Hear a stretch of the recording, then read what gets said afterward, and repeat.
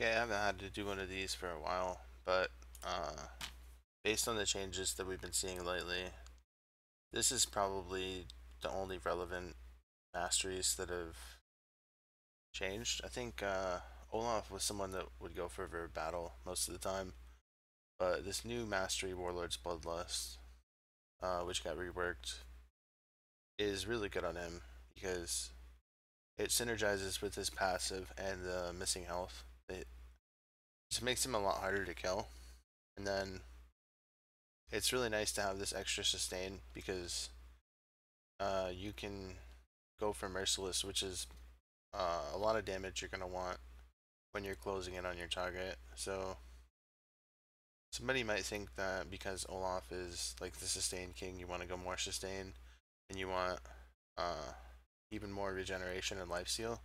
But I think it's kind of overkill, and you're not quite as strong as somebody who would go 12 points in cunning. So these are like fairly straightforward.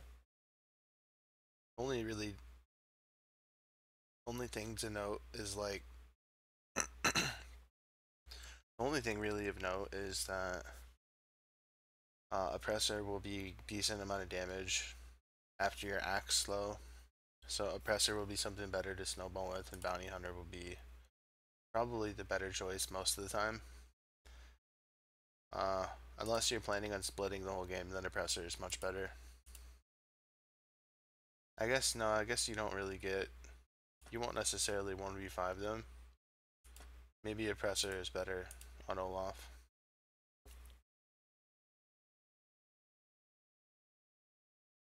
But yeah, you take the attack speed. It just synergizes with Warlord's Bloodlust and Olaf's passive.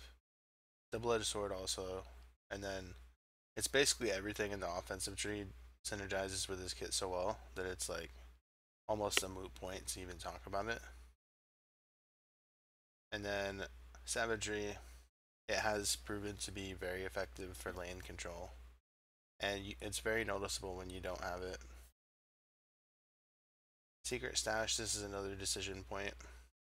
I think Olaf makes good enough use of the mana where you could take this without worrying about it too much, and an extra 2% damage isn't going to be that much.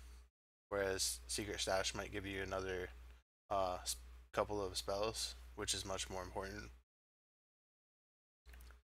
And then these are pretty much a no-brainer if you're going to commit to Cunning. Just to see what it would look like though. Want to see.